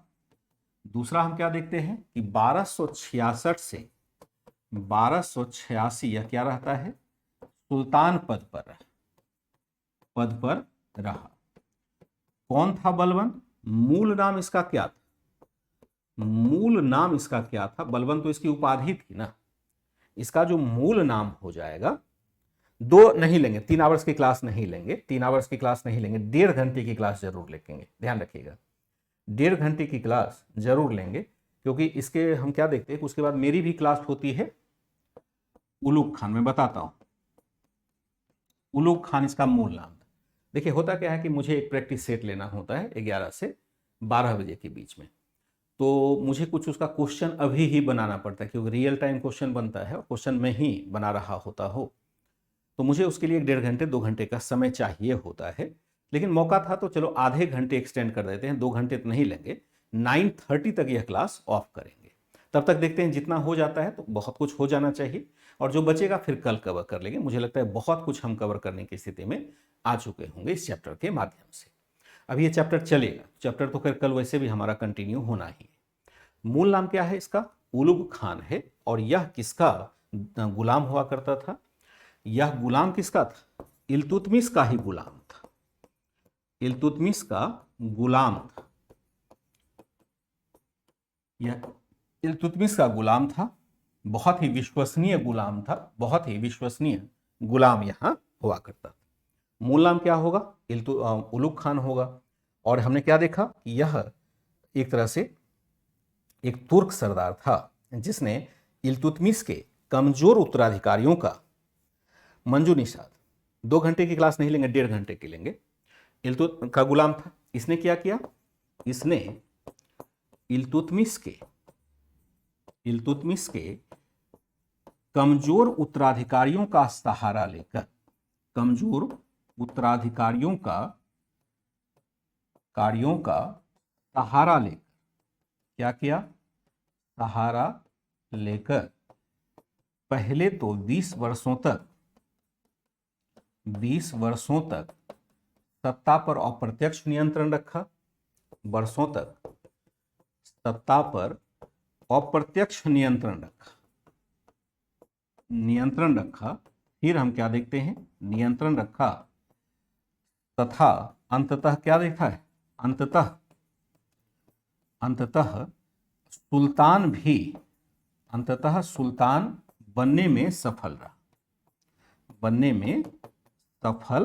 रहा, अंततः सुल्तान बनने में सफल रहा। इसने इल्तुतमिश के कमजोर उत्तराधिकारियों का सहारा लेकर पहले तो 20 वर्षों तक सत्ता पर अप्रत्यक्ष नियंत्रण रखा, अंततः सुल्तान बनने के में भी सफल रहता है। इसके समय हम क्या देखते हैं? इसने क्या किया? इसने खासकर, मैं आगे चेंज कर देता हूं, इसने इल्तुतमिश के कमजोर उत्तराधिकारियों का सहारा लेकर पहले तो 20 वर्षों तक सत्ता पर अप्रत्यक्ष नियंत्रण रखा तथा अंततः सुल्तान बनने में सफल रहा। इसके काल में इसने इल्तुतमिश के सबसे छोटे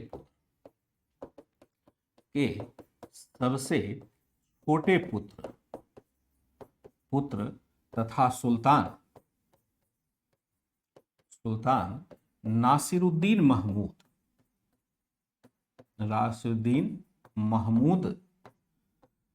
महमूद को या महमूद का नायब ए ममलिकात बनकर,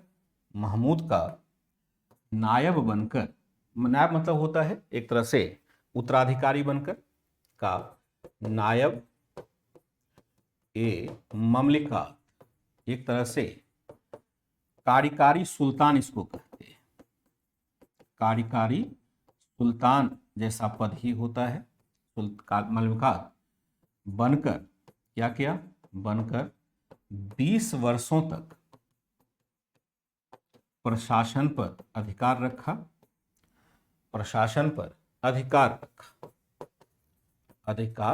रखा।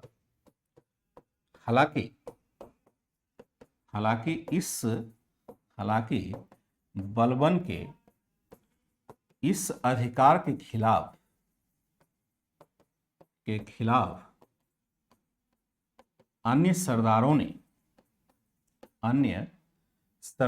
षड्यंत्र भी किया,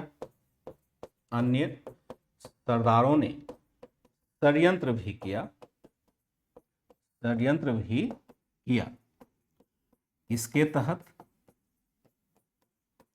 तहत एक भारतीय मुसलमान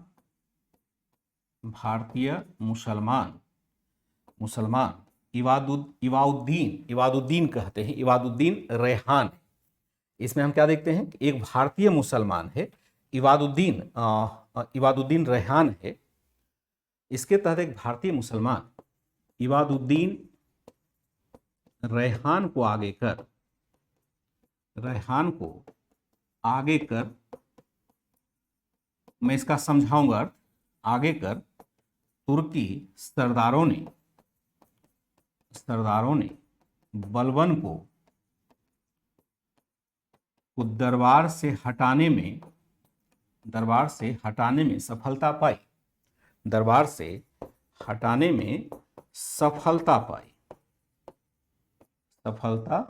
पाई, लेकिन जल्द ही मंगोल आक्रमण के प्रतिरोध का सहारा लेकर वह क्या करता है,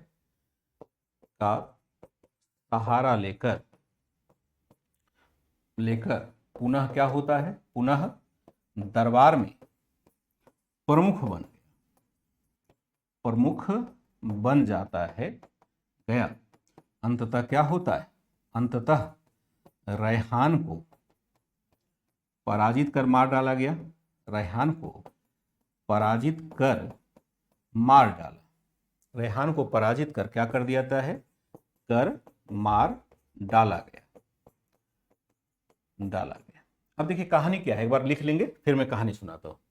इसने इल्तुतमिश के सबसे छोटे पुत्र तथा सुल्तान नासिरुद्दीन महमूद का नायब ममलिकत बनकर 20 वर्षों तक प्रशासन पर अधिकार रखा। हालांकि बलबन के इस अधिकार के खिलाफ हम क्या देखते हैं, बलबन के इस अधिकार के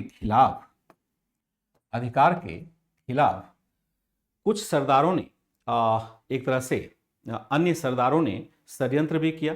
इसके तहत एक भारतीय मुसलमान था, अन्य सरदारों ने षड्यंत्र किया। इसके तहत एक भारतीय मुसलमान इवादुद्दीन रेहान को आगे कर तुर्की सरदारों ने बलबन को दरबार से हटाने में सफलता पाई, लेकिन जल्द ही मंगोल आक्रमण के प्रतिरोध का सहारा लेकर पुनः दरबार में प्रमुख बन गया और अंततः रेहान को पराजित कर मार डाला गया। देखिए होता क्या कहानी, आप राजा के निकट है। राजा कौन है भैया, एकदम कमजोर सा है, जिसका इतिहास में कोई नाम ही नहीं मिलता है, बहुत भला व्यक्ति था। हुआ क्या था कि जब इल्तुतमिश की मृत्यु होती है, रजिया सुल्तान आती है, तो रजिया सुल्तान को भी हटा दिया गया। उसके बाद सरदारों ने सोचा कि किसी ऐसे राजा को हम बनने ही नहीं देंगे जो शक्तिशाली हो। जैसे राजिया ने शक्ति का प्रयोग करके बहुत सारे सरदारों को मरवा दिया था। अब जो तुर्की सरदार थे उसने सोचा कि अब किसी को बनने ही नहीं देंगे और उसी को बनने देंगे जो कि हमारा कहा हुआ माने। तो जैसे हम देखते हैं बहराम शाह को बनाया जाता है, यहाँ चर्चा नहीं, बहराम शाह को बनाया गया। तो बहराम शाह को शासक बनाया गया, लेकिन कहा गया कि भाई तुम केवल नाम के शासक हो गए, यानी औपचारिक सुल्तान आप रहेंगे, कार्यकारी सुल्तान यानी सुल्तान की शक्तियों को लेकर के एक नया पद बना दिया गया, जिसको हम कहते हैं नायब ए ममलिकात का पद। यानी सुल्तान केवल नाम का रहेगा और बाकी जो अधिकार रहेगा वह नायब ए ममलिकात के पास रहेगा। ठीक है, फिर हम क्या देखते हैं कि लगातार उस सुल्तान बदलता भी रहा, क्योंकि कोई भी हलचल मचाने की कोशिश करे उसको मरवा दे। अंततः बारी आई इल्तुतमिश के सबसे छोटे बेटे की, जिसका नाम था नासिरुद्दीन महमूद। नासिरुद्दीन महमूद इतना डर गया था इन लोगों के कृत्य से कि कब ये मरवा दे पता ही ना चले। इल्तुतमिश के छोटे पुत्र को जब बनाया बलबन ने कि अब आपको मैं सुल्तान बनाता हूं, उसकी तो रूह कांप गई। अब लगा कि मेरी तो जान अब जाने वाली है। उसने कहा कि भाई मैं सुल्तान वगैरह नहीं बनना चाहता, मैं संन्यास ले लेता हूं, मैं सूफी संत बन जाऊंगा, सुल्तान नहीं बनूंगा। कहा नहीं बनना पड़ेगा आपको ही, क्योंकि उसको तो हित साधना था, वंश को पलट नहीं सकते यहाँ पे, नहीं तो जनता विद्रोह कर देती। अपने सुल्तान नहीं बन सकते, क्योंकि इल्तुतमिश का वंश जीवित है, जब तक जीवित है तब तक आप सुल्तान नहीं बन पाएंगे, पहले तो उसको रास्ते से हटाना पड़ेगा। बलबन ने कहा नहीं आप बनो ना, कोई दिक्कत नहीं है, मैं आपको आश्वासन देता हूं कि आपको मैं आपका मर्डर नहीं करूंगा, आपको मैं मारूंगा नहीं। कहा नहीं भाई भरोसा नहीं है तुम्हारे ऊपर, तुमने बहुत सारे लोगों को यही कह करके मार दिया था। कहा रुको मैं दूसरा उपाय लगाता हूं। तो बलबन ने क्या किया, अपनी बेटी का विवाह कर दिया। कहा देखो अब मैं तुमको दामाद बना रहा हूं सुल्तान साहब, अब मैं अपने बेटी को विधवा तो करूंगा नहीं आपकी हत्या करके। कहा कुछ आश्वासन मिला उसको। कहा देखो जब तक शांति से शासन करोगे तब तक कोई दिक्कत नहीं है। तो नासिरुद्दीन महमूद इतना डर गया था, उसने आजीवन जब तक वो जीवित रहा तब तक किसी भी चीज पर उसने हस्तक्षेप ही नहीं किया, जो काम करना था बलवन ही करता रहा। और इसी क्रम में हम क्या देखते हैं कि वह इतना मतलब एक तरह से उसको विस्तृणा हो गई थी इस सत्ता से, वह शासन से कुछ लेता भी नहीं था। माना जाता है कि वह एक बड़ा ही महान सा शासक था। और वह क्या करता था, कुरान लिखता था हाथ से। कुरान है ना, कुरान उस समय ऐसा नहीं है कि प्रिंटिंग प्रेस था तो बहुत सारी कुरान की प्रतियां मिलेंगी। उस समय तो हाथ से ही लिख करके उसको बेचना मतलब आगे बढ़ाना पड़ता था। वो क्या करता था, दिन भर बैठ करके कुरान लिखता रहता था कॉपी में, और उसको ले जाकर के मार्केट में बेचता था। उससे जो इनकम आता था उसी से वह अपना गुजर बसर करता था। अब देखिए उसकी वाइफ कौन है, उसकी वाइफ है बलबन की बेटी है। अब बलबन यहाँ सत्ता में है। वाइफ कहती थी कि कहाँ किस नकारे के चक्कर में पड़ गए भाई, तुमसे बढ़िया तो तुम्हारा जो अमीर है वो अच्छा है, तुम्हारा जो नौकर है वो अच्छा है, उसका जीवन हमसे अच्छा है, हम महारानी है भाई, हमारे लिए तो तुम कुछ ही कर नहीं पा रहे। बोला कि महारानी जी मैं कुछ नहीं कर पाऊंगा, मेरे बस में कुछ नहीं है, जैसे रहना है वैसे ही आपको रहना पड़ेगा। वो टोपी बनाता था, जो आप देखते हैं इस्लाम में एक छोटा सा टोपी पहना जाता था, वो टोपी दिन भर सिलता था, कुरान की प्रति बनाता था, और उससे जो इनकम आता था उसी से अपना गुजारा चलाता था। इस बात को लेकर के मिन्हाजुल सिराज इतना प्रसन्न हो गया नासिरुद्दीन महमूद से, उसने कहा कि इसके ऊपर ही हम ग्रंथ लिखते हैं। इसलिए मिन्हाजुल सिराज ने ग्रंथ लिखा है, किताब लिखी है, तबकात ए नासरी। नासरी का मतलब नासिरुद्दीन महमूद है, तबकात मतलब होता है कहानी, यानी नासिरुद्दीन महमूद की कहानी लिखी है। उसमें हालांकि सबका विवरण दिया है। उसमें मिन्हाजुल सिराज क्या कहता है, एक बड़ा प्रमुख लेखक है मिन्हाजुल सिराज। मिन्हाजुल सिराज कहता है कि सबसे आदर्श सुल्तान अगर कोई है तो वह नासिरुद्दीन महमूद। इसी पर कई बार प्रश्न भी पूछे गए। तो कहानी तो बड़ी दिलचस्प है, मध्यकालीन भारत में भी पढ़ेंगे तो बड़ा दिलचस्प है, उसके कहानी को पढ़ें। आप थोड़ा सा रुचि ले लीजिए, फिर मैं कुछ बुक्स बताऊंगा, अगर पढ़ने की इच्छा होगी तो मैं वो बुक्स कहानी वाली बता दूंगा कि आप बिना टिपिकल बुक पढ़े ही कहानी कैसे जान सकते हैं, मैं उसके बारे में थोड़ी सूचना दूंगा आपको। हटाने में सफलता पाई, हमने क्या देखा कि सरदारों ने षड्यंत्र भी किया। इसके तहत एक भारतीय मुसलमान इबादुद्दीन राखान को आगे कर तुर्की सरदारों ने बलबन को दरबार में हटाने पर सफलता पाई। अब देखिए यहां पर क्या है, यहां लिखा है एक शब्द भारतीय मुसलमान। अब होता क्या है कि इस्लाम का प्रसार हर जगह हो रहा है। जो अरब क्षेत्र के लोग हैं या अरब क्षेत्र के मुसलमान हैं वो अपने आप को श्रेष्ठ मानते हैं, अभी भी मानते हैं। वो मानते हैं कि मैं ही सच्चा मुसलमान हूं क्योंकि मैंने शुरुआत से मुस्लिम धर्म को, इस्लाम को ग्रहण किया। बाद में अलग अलग क्षेत्र में गया, जैसे भारत में जब वह इस्लाम आया तो भारत में कन्वर्ट हुआ, बहुत सारे लोग कन्वर्ट हो गए इस्लाम में, चाहे वो तलवार के बल पर हो या स्वेच्छा के बल पर हो। ये इबादुद्दीन राखान जो है पहले हिंदू था, बाद में वह मुसलमान बन जाता है। तो बन जाता है तो ऐसे मुसलमानों पर जो तुर्की मुसलमान है या जो मूल मुसलमान है वो बहुत विश्वास नहीं करते थे। कहता था कि ये सब बड़ा निचले क्वालिटी का है, इस पर हम विश्वास नहीं कर सकते, ये पहले दूसरे धर्म का था अब आ गया, और जब दूसरे धर्म के थे तुरंत चेंज हुए हैं तो बहुत सारा आचरण तो हमारा पुराने धर्म का रह ही जाएगा। इसलिए इस पर विश्वास नहीं होता था, एकदम से नीची निगाह से देखता था। तुर्की अपने आप को ऊपर मानेंगे और भारतीय मुसलमान को नीचा मानेंगे। तो इबादुद्दीन राखान किसी भी तरह से अपना एक पद प्राप्त करने में सफल हो गया था। तुर्की सरदारों को लगा कि इसी को बलि का बकरा बना देते हैं, अगर मारा जाएगा तो ठीक, अब विजेता होगा तब तो हम सत्ता ले ही लेंगे। तो बलबन को एक समय इसने इतना तिकरम लगाया, कान भरा नासिरुद्दीन महमूद जैसे लोगों का, उसने बलबन को हटा दिया दरबार से, हटा के हाँसी भेज दिया। हाँसी एक इकता हुआ करता था।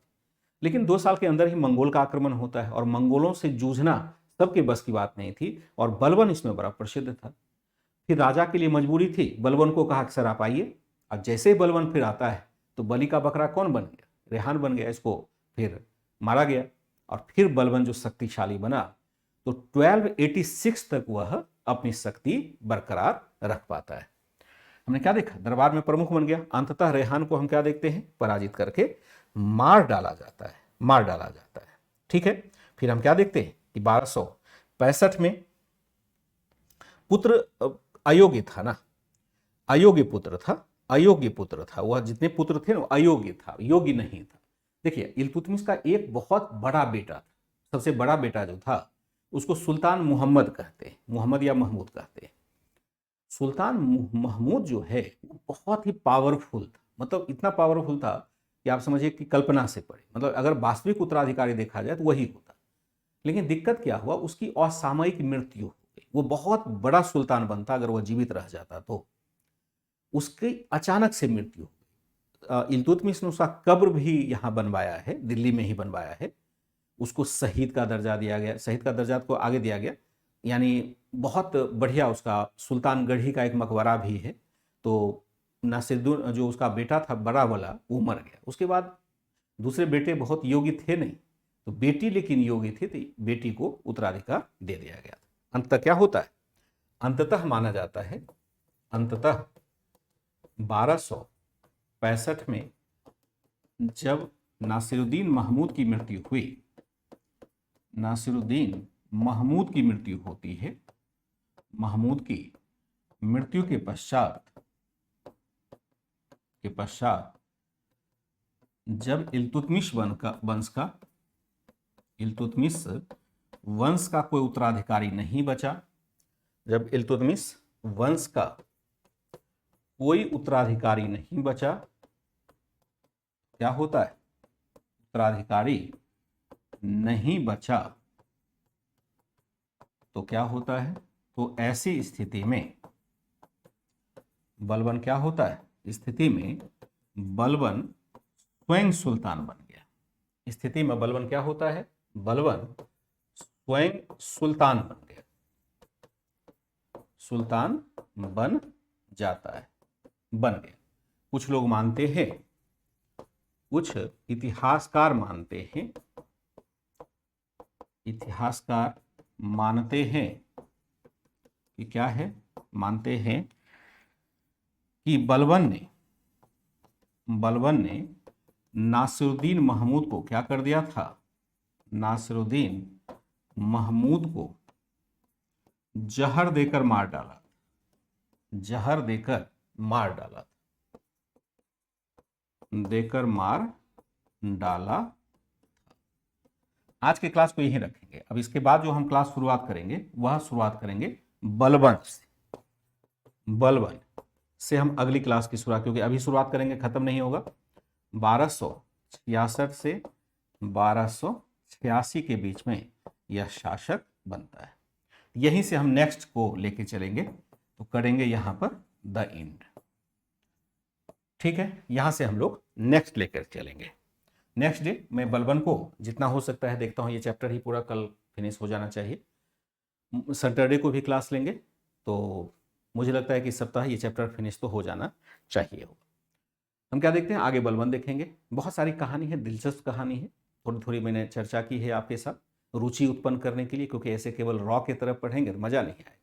कहानी बड़ी दिलचस्प है इतिहास की, केवल उसको सुनाने वाला बढ़िया होना चाहिए। तो मैं यहाँ पर कहानी सुनाने के लिए उपस्थित हुआ हूँ, और आपको बीच बीच में जो फैक्ट्स है वो उससे भी आगाह कर देता हूँ। तो आप याद रखिएगा, आपसे कुछ प्रश्न भी पूछे जा सकते हैं। ठीक है बच्चे,